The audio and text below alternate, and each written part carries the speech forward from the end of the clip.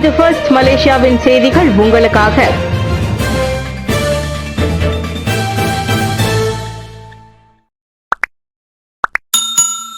ஒவ்வொரு நிறுவனத்திலும் நிரந்தர ஹலால் அதிகாரி நியமிக்கப்பட வேண்டும். துணை பிரதமர் சாஹித் பரிந்துரை. மலேசிய இஸ்லாமிய சமய மேம்பாட்டுத் துறையான ஜாகிமின் ஹலால் சான்றிதழ் பெற்றுள்ள அனைத்து நிறுவனங்களும் இனி முழு நேர ஹலால் அதிகாரிகளை நியமிப்பதை கட்டாயமாக்க துணை பிரதமர் டத்தோஸ்ரீ அகமது சாஹித் ஹமீதி பரிந்துரைத்துள்ளார். கோலாலம்பூரில் நடைபெற்ற தேசிய அளவிலான ஆலோசனை கூட்டத்தில் பேசிய அவர், இந்த நடவடிக்கை ஒரு முன்னெச்சரிக்கை தடுப்பு முறையாக அமையும் என்றார். உயர்கல்வி நிறுவனங்களில் பட்டம் பெற்ற தகுதியானவர்களை ஹலால் அதிகாரிகளாக நியமிப்பதன் மூலம் அன்றாட செயல்பாடுகளில் ஷரியா விதிமுறைகள் மீறப்படுவதை தவிர்க்க முடியும் என அவர் குறிப்பிட்டார். அதிகாரிகள் மட்டுமின்றி ஹலால் தணிக்கையாளர் எனும் புதிய முறையை அறிமுகப்படுத்தவும் அவர் யோசனை தெரிவித்துள்ளார். இவர்கள் சமையல் அறை பயன் செயல்பாடுகளை தாண்டி நிறுவனங்களின் விளம்பரங்கள், பொட்டலமிடுதல் மற்றும் டிஜிட்டல் தளங்களில் ஹலால் தரநிலைகள் முறையாக பின்பற்றப்படுகிறதா என்பதை உறுதி செய்வார்கள். மலேசியாவின் ஹலால் துறையை உலக தரத்திற்கு உயர்த்துவதே இந்த திட்டத்தின் முக்கிய நோக்கமாகும். அரசியல் அதிகாரம் குறைந்து வருவதாக மலாய்க்காரர்கள் அச்சம். சாஹித் பேச்சு. தங்களின் அரசியல் அதிகாரம் குறைந்து வருவதாக மலாய் சமூகத்தில் அச்சம் தெரிவித்து வருவதாக அம்னோ தலைவர் டத்தோஸ்ரீ அகமது சாஹித் ஹமீதி தெரிவித்துள்ளார். மலாய்க்காரர்களும் பூமிபுத்ரா சமூகத்தினரும் தங்களின் உரிமைகள் மற்றும் அரசியல் செல்வாக்கு பலவீனப்படுத்தப்படுகின்றன என்ற உணர்வில் இருப்பதாக துணை பிரதமர் குறிப்பிட்டார். இந்த இனவாதத்தை தூண்டும் நோக்கம் அல்ல என்றும், இந்நாட்டின் நிலைத்தன்மை மற்றும் மக்களின் நம்பிக்கையை பாதுகாக்க இந்த தகவல்களை அரசியல் தலைவர்கள் பொறுப்புடன் அணுக வேண்டும் என்றும் அவர் வலியுறுத்தினார். இந்த கவலைகள் குறித்த வட்டமேசை கலந்துரையாடலை தொடக்கி வைத்து பேசிய சாஹித், மலேசியாவின் பல இன ஒற்றுமையை பாதுகாப்பதோடு அரசியலமைப்பில் வழங்கப்பட்ட மலாய் மற்றும் பூமிபுத்ரா உரிமைகளுக்கு மதிக்கப்பட வேண்டும் என்றார். தற்போதைய அரசியல் சூழ்நிலையிலும் இன, மத மற்றும் உரிமைகள் தொடர்பான விவாதங்கள் நடைபெற்று வரும் நிலையில் சாஹித்தின் இந்த கருத்து முக்கியத்துவம் பெறுகிறது. சுங்கை புலோவில் சேவல் சண்டை சூதாட்டம் முறியடிப்பு, 22 பேர் கைது. கடந்த சனிக்கிழமை சுங்கை புலோவில் புக்கிட் லோகோங் வனப்பகுதியில் நடைபெற்ற சட்டவிரோத சேவல் சந்தை சூதாட்ட நடவடிக்கையை போலீசார் வெற்றிகரமாக முறியடித்தனர். சுங்கை புலோ மாவட்ட போலீஸ் தலைமையக குற்றப்புலனாய்வு பிரிவும் கால்நடை சேவைகள் துறையும் இணைந்து மேற்கொண்ட அதிரடி சோதனையில் இந்தோனேஷியர்கள் உட்பட 22 ஆண்கள் கைது செய்யப்பட்டுள்ளனர். கைது செய்யப்பட்டவர்கள் 20 முதல் 70 வயதுக்கு உட்பட்டவர்கள் என தெரிவிக்கப்பட்டுள்ளது. அவர்களில் 10 பேர் உள்ளூரை சேர்ந்தவர்கள் எனவும் 12 பேர் இந்தோனேஷியாவை சேர்ந்தவர்கள் எனவும் அறியப்படுகிறது. ஒவ்வொரு சேவல் சண்டைக்கும் 500 ரிங்கிட் முதல் 3000 ரிங்கிட் வரை பந்தய பணம் செலுத்தப்படுவது ஆரம்பகட்ட விசாரணையில் கண்டறியப்பட்டுள்ளது. சோதனையின் போது 12 உயிருடன் இருந்த சேவல்களும் ஒரு இறந்த சேவலும் பறிமுதல் செய்யப்பட்டதாக போலீசார் தெரிவித்தனர். 70 வயது பெண்ணை கொன்ற ஆடவன் மீது குற்றச்சாட்டு. அண்டை வீட்டில் வசித்து வந்த வயது முதிர்ந்த பெண்ணை கொலை செய்ததாக குற்றம் சாட்டப்பட்ட 53 வயதுடைய ஆடவன் இன்று ஈப்போ மேஜிஸ்ட்ரேட் நீதிமன்றத்தில் ஆஜர்படுத்தப்பட்டுள்ளார். அந்நபருக்கு எதிரான குற்றச்சாட்டு வாசிக்கப்பட்ட போது கொலை வழக்குகள் உயர்நீதிமன்றத்தின் அதிகார வரம்பிற்கு உட்பட்டவை என்பதால் சந்தேக நபரிடம் இருந்து எந்த குற்ற ஒப்புதலும் பதிவு செய்யப்படவில்லை. மேலும் மே 4ஆம் தேதி கிந்தா மாவட்டத்தில் உள்ள தாமன் தேச அமான் பகுதியில் வசித்து வந்த 70 வயதுடைய பெண்ணை கொலை செய்ததாக அந்த ஆடவன் மீது குற்றம் சுமத்தப்பட்டது. இந்த குற்றம் நிரூபிக்கப்பட்டால் மரண தண்டனை அல்லது 40 ஆண்டுகள் வரை சிறை தண்டனை மற்றும் குறைந்தது 12 பிறம்படிகள் விதிக்கப்படலாம் என்று கூறப்படுகின்றது. முன்னதாக உடலின் பல பகுதிகளில் வெட்டு காயங்களுடன் அப்பெண் உயிரிழந்த நிலையில் கண்டுபிடிக்கப்பட்டதாகவும் சம்பவ இடத்தில் தாக்குதலுக்கு பயன்படுத்தப்பட்டதாக நம்பப்படும் பாராங்கத்தி ஒன்றும் மீட்கப்பட்டதாகவும் போலீசார் தெரிவித்தனர். ரோன் 95 பெட்ரோல் மானிய மறு ஆய்வு. நடுத்தர வர்க்கத்தினர் பாதிக்கப்பட மாட்டார்கள், அன்வார் உறுதி. அதிக வருமானம் ஈட்டுபவர்களுக்கான ரோன் 95 பெட்ரோல் மானியத்தை மறு ஆய்வு செய்யும் பரிந்துரையை அரசாங்கம் ஆராய்ந்து வருவதாக பிரதமர் டத்தோஸ்ரீ அன்வார் இப்ராஹிம் தெரிவித்துள்ளார். கோலாலம்பூரில் செய்தியாளர்களிடம் பேசிய அவர், இந்த மறு ஆய்வு நடுத்தர வர்க்கத்தினரை பாதிக்காத வகையில் அமையும் என உத்தரவாதம் அளித்தார். குறிப்பாக T20 அல்லது T15 என எந்த பிரிவினருக்கும் இது பொருந்தும் என்பது குறித்து இன்னும் இறுதி முடிவு எடுக்கப்படவில்லை என்றார் அவர். மத்திய கிழக்கில் நிலவும் மோதல்கள் காரணமாக உலகளாவிய எரிபொருள் விலை அதிகரித்துள்ளது. இதன் விளைவாக கடந்த ஏப்ரல் மாதத்தில் மட்டும் அரசாங்கத்தின் பெட்ரோல் மானிய செலவு 7 பில்லியன் ரிங்கிட்டை எட்டியுள்ளதாக குறிப்பிட்ட பிரதமர், தகுதியானவர்களுக்கு மட்டுமே மானியம் சென்றடைவதை உறுதி செய்யும் இந்த நடவடிக்கை அவசியம் என்றார். தேசிய பொருளாதார நடவடிக்கை மன்றமான MTEN இது குறித்த ஆய்வுகளை மேற்கொண்டு வருகிறது. இந்த திட்டம் எளிமையான அமல்படுத்தப்படுவதையும் அதே வேளையில் உண்மையான பயனர்கள் பாதிக்கப்படாமல் இருப்பதையும் அரசு மிக கவனமாக கண்காணித்து வருகிறது. ஜப்பானில் சுரங்கப்பாதையில் மர்மமான வாசனையை நுகர்ந்ததை தொடர்ந்து 13 பேருக்கு மூச்சு திணறல். டோக்கியோவின் புறநகர் பகுதியில் உள்ள ஒரு சுரங்க ரயிலில் மர்மமான பொருளை சுவாசித்ததால் குறைந்தது 13 பேர் மூச்சு திணறலுக்கு அவதிக்கும் உள்ளாகினர். நேற்று டோக்கியோ அருகே JR ஈஸ்ட் ரயிலில் நடந்ததாக கூறப்படும் சம்பவம் குறித்து அவசர அழைப்பு வந்ததை தொடர்ந்து 3 குடும்பங்கள் மருத்துவமனைக்கு அவசரமாக கொண்டு செல்லப்பட்டன. யோகோஹாமா மற்றும் கவசாக்கி நிலையங்களுக்கு இடையே பயணித்த JR டொக்கைடோ வழித்தட சுரங்க ரயிலில் இந்த சம்பவம் பதிவாகியுள்ளது. இருமல் மற்றும் மூச்சு திணறல் அறிகுறிகளுடன் பயணிகள் திடீரென உடல்நல குறைவை உணர்ந்ததால் இந்த சம்பவம் பீதியை ஏற்படுத்தியுள்ளது. பாதிக்கப்பட்டவர்களுக்கு கடுமையான கண் எரிச்சலும் ஏற்பட்டதாக சம்பவ இடத்தில் இருந்த பல சாட்சிகள் தெரிவித்தனர். மேலும் அவசர உதவி வழங்குவதற்காக 20க்கும் மேற்பட்ட ஆம்புலன்ஸ் வண்டிகள் சம்பவ இடத்திற்கு விரைந்து அனுப்பப்பட்டன. பாதிக்கப்பட்டவர்களில் ரஷ்யர்கள் உட்பட வெளிநாட்டு சுற்றுலா பயணிகள் இருந்தார்களா என்பதையும் அதிகாரிகள் கண்டறிந்து வருகின்றனர். மாமன்னர் சுல்தான் இப்ராஹிமுக்கு ரஷ்யாவின் அதிநவீன ஆர்எஸ் கார் பரிசு. மாஸ்கோவில் உற்சாக வரவேற்பு.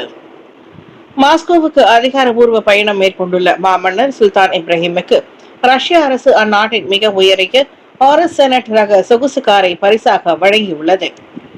மாஸ்கோவில் உள்ள வரலாற்று சிறப்புமிக்க வாகன அருங்காட்சியகத்தை பார்வையிட்ட போது இந்த அன்பளிப்பு வழங்கப்பட்டது. ரஷ்யாவின் வெற்றி தின கொண்டாட்டங்களில் கலந்து கொள்ள சென்ற மாமன்னருக்கு இரு நாடுகளுக்கும் இடையிலான ஆழமான நட்புறவை வெளிப்படுத்தும் விதமாக இந்த கார் வழங்கப்பட்டது. ரஷ்யாவின் ரால்ஸ் ராய்ஸ் என்று அழைக்கப்படும் இந்த ஆர்எஸ் கார் அந்நாட்டு அதிபர் விளாடிமிர் புதின் பயன்படுத்தும் அதே ரகத்தை சேர்ந்ததாகும். 4.4 லிட்டர் V8 ஹைபிரிட் இயந்திரம் மற்றும் மிக உயரிய பாதுகாப்பு வசதிகளை கொண்ட இந்த கார் ரஷ்யாவுக்கு வெளியே மிக அரிதாகவே மற்றவர்களுக்கு வழங்கப்படுகிறது. இந்நிலையில் இந்த சந்திப்பின் போது அடுத்த ஆண்டு மலேசியா மற்றும் ரஷ்யா இடையிலான 60 ஆண்டுகால அரசதந்திர உறவை கொண்டாடும் வகையில் அதிபர் புதினை மலேசியாவுக்கு வருகை தருமாறு மாமன்னர் அழைப்பு விடுத்துள்ளார். இந்த பரிசு இரு நாடுகளுக்கும் புதிய உறவின் மைல்கல்லாக பார்க்கப்படுகிறது. மாமன்னரின் கார் சேகரிப்பில் இந்த அதிநவீன ஆர்எஸ் கார் ஒரு புதிய மகுடமாக திகழும். சூடு வைத்தது உட்பட 5 வயது வளர்ப்பு மகன் சித்திரவதை ஆடவன் கைது.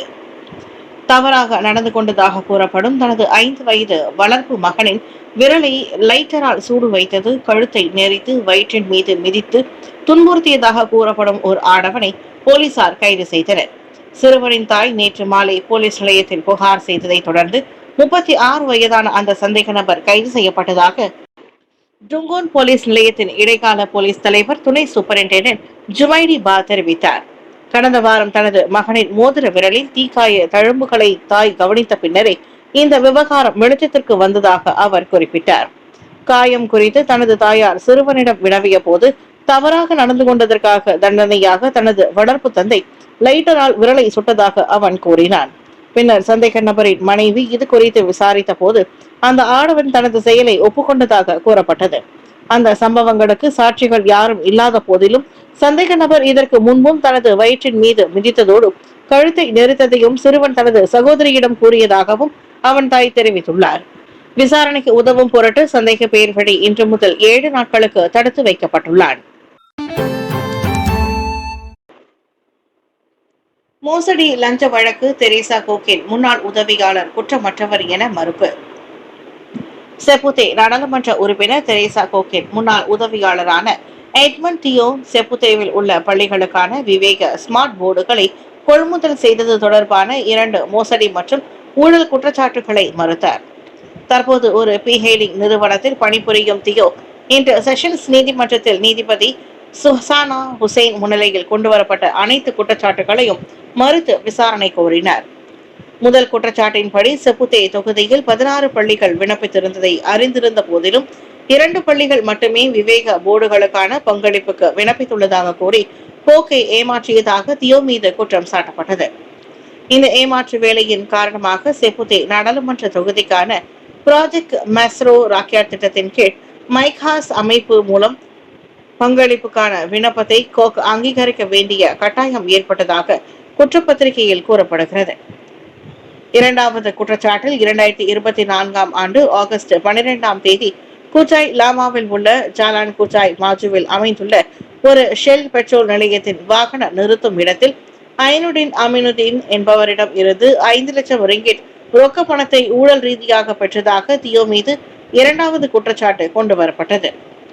தியோவுக்கு 60,000 ரிங்கிட் ஜாமீன் அனுமதிக்கப்பட்டதோடு அவர் தனது கடப்புதலை ஒப்படைக்க வேண்டும் என்பதோடு மாதந்தோறும் ஊழல் தடுப்பு ஆணைய அலுவலகத்தில் ஆஜராகவும் நீதிபதி சுசானா உத்தரவிட்டார். இந்த வழக்கு விசாரணைக்காக ஜூலை 3ஆம் தேதியை நீதிமன்றம் நிர்ணயித்தது. இரட்டை மரண விபத்து விசாரணை பாரபட்சம் காட்டவில்லை என போலீஸ் விளக்கம். அண்மையில் நிகழ்ந்த மரண விபத்துகளை கையாள்வதில் பாகுபாடு காட்டப்படுவதாக எழுந்த புகார்களை அரசு மலேசிய போலீஸ் படை திட்டவட்டமாக மறுத்துள்ளது. சமூக ஊடகங்களில் எழுந்த சர்ச்சை 2 உயிரிழப்பு சம்பவங்களை சுற்றியதாகும். ஒன்று கவனக்குறைவாக வேன் ஓட்டி 2ஆம் வகுப்பு மாணவனின் மரணத்திற்கு காரணமான விபத்து. மற்றொன்று புரோட்டான் X70 ஓட்டுநர் மோட்டார் சைக்கிள் ஓட்டுநரை மோதியதில் அவர் உயிரிழந்த சம்பவம். ஆனால் 72 வயது அந்த ஓட்டுநர் உடல்நல காரணங்களால் போலீஸ் ஜாமீனில் விடுவிக்கப்பட்டார். உயிர் பலிக்கு ஒருவரை தண்டிப்பதும் இன்னொருவரை விடுவிப்பதும் அப்பட்டமான பாரபட்சம் என இணையவாசிகள் சாடியுள்ளனர். இக்குற்றச்சாட்டுகளுக்கு பதிலளித்த போலீஸ் படை துணைத் தலைவர் டாக்டர் ஸ்ரீ ஆயப்கான் மைடின் பிச்சை இந்த 2 வழக்குகளும் எவ்வித பாரபட்சமும் இன்றி விசாரிக்கப்பட்டு வருவதாக தெரிவித்தார். 72 வயதானவரை லாக்கப்பில் தடுத்து வைத்தால் அவர் எப்படி டயாலிசிஸ் சிகிச்சை செல்வார் என எழுப்பிய கேள்விக்கு ஆயோப் வேன் ஓட்டுநர் ஆரோக்கியமாக இருப்பதால் தான் தடுத்து வைக்கப்பட்டார் என்றார். முதல்வர் விஜய்க்கு பெரிக்கத்தான் வாழ்த்து, பாகுபாடற்ற அரசியல் நீதிக்கான வெற்றி என வருணனை. தமிழக சட்டமன்ற தேர்தலில் அமோக வெற்றி பெற்று முதலமைச்சராக பதவியேற்றுள்ள ஜோசப் விஜய் மற்றும் அவரது தமிழக வெற்றி கழகம் கட்சிக்கு பெரிக்கத்தான் நேஷனல் கூட்டணி தனது மனமார்ந்த வாழ்த்துக்களை தெரிவித்துள்ளது. இந்த வெற்றியானது சீர்திருத்தம், நீதி, சமூக நல்லிணக்கம் மற்றும் இளைஞர் அதிகாரம் ஆகியவற்றுக்கான அவரது தொலைநோக்கு பார்வைக்கு மக்கள் அளித்த அங்கீகாரம் என்று பெரிக்கத்தான் நேஷனல் குறிப்பிட்டுள்ளது. மேலும் பாகுபாடற்ற அரசியலுக்கு எதிரான மக்களின் நம்பிக்கையை இந்த தேர்தல் முடிவு பிரதிபலிக்கிறது. மலேசிய இந்திய இளைஞர்களிடையே தளபதி விஜய் எனும் பெரும் செல்வாக்கு பெற்றுள்ள அவரது இந்த அரசியல் எழுச்சி மலேசியாவிலும் மிகுந்த ஆர்வத்துடன் கவனிக்கப்படுகிறது. தமிழ்நாடு மற்றும் மலேசிய இந்தியர்களுக்கு இடையிலான நீண்டகால வரலாற்று மற்றும் கலாச்சார பிணைப்பை இந்த வெற்றி மேலும் வலுப்படுத்தும் என பெரிக்கத்தான் நேஷனல் பொதுச் செயலாளர் டாக்டர் ஸ்ரீ தக்கியுடின் ஹசான் விடுத்துள்ள அறிக்கையில் தெரிவித்துள்ளார்.